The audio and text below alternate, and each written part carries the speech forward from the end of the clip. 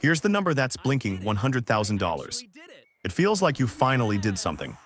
Like a long game you were quietly playing suddenly showed a score. Like all those months of automated transfers and skipped indulgences and boring financial discipline finally produced something you can point to and say, I made it. Then you sit down and wonder, now what?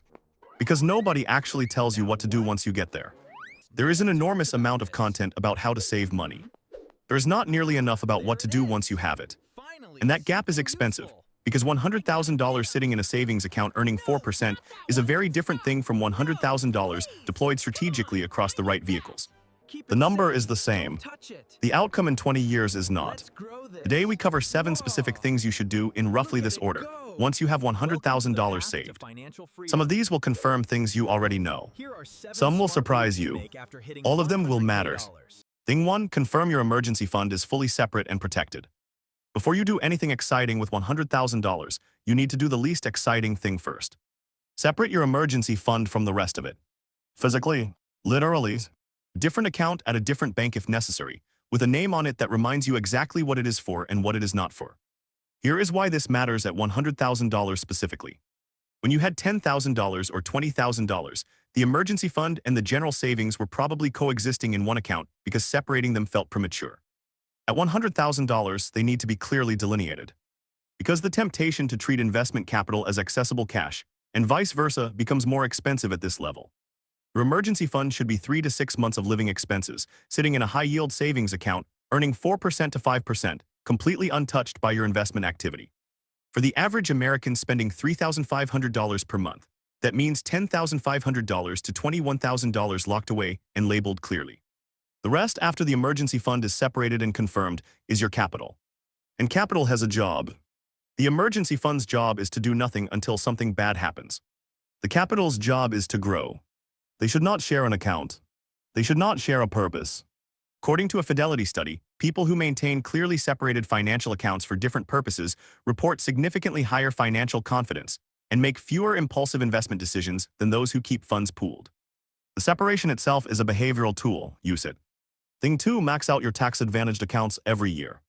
At $100,000 in savings, you are now in a position to take tax-advantaged accounts seriously, not as something you contribute to when you have leftover money, but as the first destination for investable capital. Here is the order of operations that most financial professionals agree on. First, contribute enough to your 401k to capture the full employer match. The average employer match is 4.4% of salary. On a $70,000 salary, that is $3,080 per year your employer will add, but only if you put in your share. Not capturing this is leaving guaranteed money on the table. There is no equivalent in any investment market. Second, max out your Roth IRA. In 2024, the contribution limit is $7,000 per year, or $8,000 if you are over 50. The Roth grows tax-free.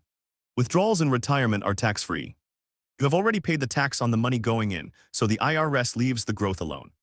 On a $7,000 contribution at age 30, earning 7% annually for 35 years, that single contribution becomes approximately $75,000 tax-free at age 65. Third, if you have additional capital after the Roth IRA, go back and max the 401k fully. The 2024 limit is $23,000. Between the Roth IRA and the fully maxed 401k, that is $30,000 per year in tax-sheltered growth. On a 30-year horizon at 7%, $30,000 per year becomes approximately $3 million. Tax-advantaged. Compounding quietly. While you do other things. The reason most people do not do this is not income. It is sequencing. They invest randomly rather than filling the tax-advantaged containers first. At $100,000, you have enough capital and enough behavioral evidence that you can save. Now fill the right containers first.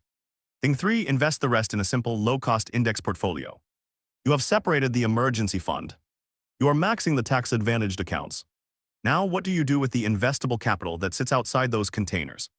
The answer is deliberately boring and provably correct. A simple, low-cost, diversified index portfolio. 3 funds, as we have discussed before. A U.S. total market ETF.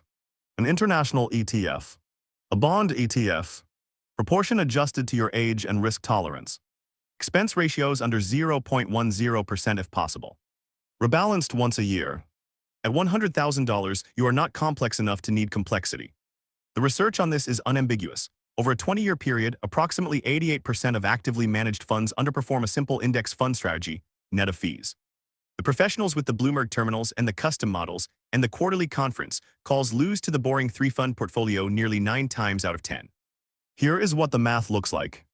$100,000 in a simple index portfolio earning a historical average of 7% annually, after inflation, grows to $197,000 in 10 years, $387,000 in 20 years, and $761,000 in 30 years. Without adding another dollar. Just the $100,000 left alone compounding.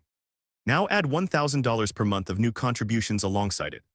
In 30 years, approximately $1.9 million. From a boring three-fund portfolio and $1,000 a month. The financial media will never make a documentary about this. It is too quiet and too effective. Thing 4. Eliminate high-interest debt permanently. If you have reached $100,000 in savings while carrying high-interest debt, credit cards, personal loans, anything above 8% to 10%, the $100,000 milestone is the moment to address it directly and aggressively. Here is the brutal math. You cannot out-invest 22% credit card interest. The stock market's historical average return is about 10% annually. Your credit card charges 22%. Every dollar sitting in an investment account while you carry a 22% balance is effectively losing 12 cents per year. You are running uphill on a treadmill going faster than you can run. The debt payoff is the investment. Paying off a $10,000 credit card at 22% is a guaranteed 22% return, risk-free, tax-free, immediate. No ETF, no stock, no real estate deal offers that. The only reason people carry high-interest debt while holding investments is because they have not done this math clearly. Now you have. The caveat: do not liquidate investments in tax-advantaged accounts to pay off debt. The early withdrawal penalties is 10% plus the taxes owed on traditional account withdrawals, plus the permanent loss of that tax-sheltered compounding space usually makes this a losing trade. Use cash savings or reduce new investment contributions temporarily to accelerate debt payoff instead. Practical target: at $100,000 saved, any debt above 7% or 8% interest rate should be on an aggressive payoff schedule. Below that threshold, the investment return likely exceeds the debt cost, and you carry it strategically rather than urgently.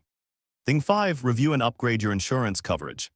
This is the thing nobody wants to talk about at this milestone, and it is also the thing most likely to protect everything else on this list. At $100,000 in net worth, the financial consequences of being underinsured become significantly larger than they were at $10,000. If you had nothing and something catastrophic happened, the damage was tragic but bounded. At $100,000, and especially as that grows, a gap in insurance coverage can erase years of accumulation in one event. 3 specific areas to review: disability insurance. The Social Security Administration reports that 1 in 4 workers will experience a disability lasting more than 90 days before retirement. Your ability to earn income at this stage is your most valuable financial asset, worth far more than $100,000. Short-term disability is often provided by employers. Long-term disability, which covers extended inability to work, is frequently underinsured or absent. If you do not have long-term disability coverage worth at least 60% of your income, fix that. Term life insurance. If anyone depends on your income, a spouse, a child, a parent, you need adequate term life insurance. The rule of thumb is 10 to 12 times your annual income. On a $75,000 salary, that is $750,000 to $900,000 in coverage. A healthy 35-year-old can typically obtain a 20-year $1 million term policy for $40 to $60 per month. This is the cheapest catastrophic protection available. Most people are underinsured or uninsured entirely. Umbrella liability insurance. At $100,000 in assets, you now have something worth protecting from liability claims. Personal umbrella policy adds $1 million to $5 million of liability coverage above your auto and homeowner policies, and typically costs $150 to $300 per year. At this asset level, the cost-to-protection ratio is extraordinary. Most people have never heard of it. Most people with serious assets have it. Thing 6. Build an estate plan. Estate planning sounds like something for 70-year-olds with lakefront property and complicated family situations.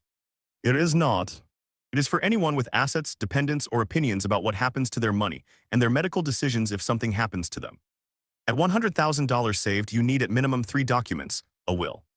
Without a will, your state's default rules govern who gets your assets, which may or may not reflect your actual wishes.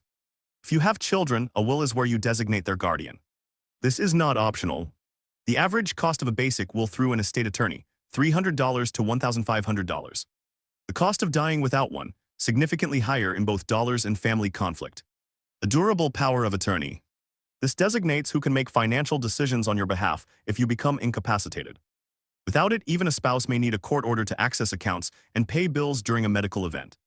A healthcare directive/living will. This specifies your medical wishes if you cannot communicate them. It also designates a healthcare proxy, someone authorized to make medical decisions on your behalf. Without this document, medical decisions during a crisis default to whoever is present and to hospital protocol. These three documents take a few hours to prepare and a few $100s in most cases. According to AARP, 67% of Americans do not have a will. Among people under 45, the number is even higher. The people most likely to skip estate planning are the people who think they do not have enough to need it. At $100,000, you need it. One additional step at this milestone: update all beneficiary designations on your retirement accounts, life insurance, and bank accounts. Beneficiary designations override a will, meaning if your ex-partner is still listed as the beneficiary on your 401k, they receive it regardless of what your will says. Review every account. Update every beneficiary. Do it this week. Thing 7, increase your income. The ceiling just got higher. Everything on this list has been about protecting and deploying $100,000 effectively. This last one is about making the next $100,000 faster than the first. Here is the uncomfortable truth about wealth building past $100,000. Frugality has diminishing returns. Cutting spending saves you a bounded amount. There is a floor to how low expenses can go. Income theoretically has no ceiling. And once you have the financial foundation built, emergency fund intact, tax-advantaged accounts maxing, simple portfolio running, debt cleared, the highest leverage action available to you is growing the income that feeds the system. What does this look like practically? Negotiate your salary. A survey by Salary.com found that only 37% of workers always negotiate their salary, while 18% never do. Among those who negotiate, the average salary increase obtained is $5,000 to $10,000 per year. Compounded over a career, the difference between people who negotiate and people who do not is often $500,000 to $1 million in lifetime earnings. This is not a small omission. Add a second income stream. Not because you need it to survive, you have the foundation, but because even a modest $500 to $1,000 per month in additional income, routed entirely to investments, adds $225,000 to $450,000 over 20 years at 7% growth. Freelancing, consulting, a digital product, a skill that earns on the side. At this stage, additional income becomes pure fuel for the already running engine. Invest in skills that increase your earning power. A certification, a degree, a specialized skill set in a high-demand field. The return on human capital investment, money spent increasing your income-generating capacity, routinely exceeds the return on financial capital investment, particularly in the early and middle stages of a career. The first $100,000 was built on saving aggressively from existing income. The next $100,000 can be built faster if the income itself is growing. At this milestone, the behavioral evidence is there. The systems are working. The only remaining variable is the size of the number flowing into those systems every month. Make the number bigger. 7 things. Let us run through them one more time. 1. Separate the emergency fund. Protect it, label it. Leave it alone. 2. Max the tax-advantaged accounts first in order match, Roth IRA, full 401k. 3. Invest the rest in a boring, low-cost, diversified index portfolio and do not touch it. 4. Eliminate high-interest debt. The payoff is the investment. 5. Review and upgrade your insurance. Disability, life, umbrella. 6. Build the 3 basic estate documents and update every beneficiary designation. 7. Increase the income. Negotiate. Add streams. Invest in yourself. Here is what these 7 things have in common. None of them require luck. None of them require a hot stock tip or a crypto moonshot or a business idea that goes viral. All of them are available to any person with $100,000 in savings and the willingness to be deliberate about what they do next. $100,000 is not the destination. It never was. It is the point where the map gets more detailed and the decisions start to compound harder than the money does. You have done the hardest part. You proved the behavior is in you. Now deploy it. If this video has been helpful to you, please share with people around you. Hit like and subscribe. See you in the next video.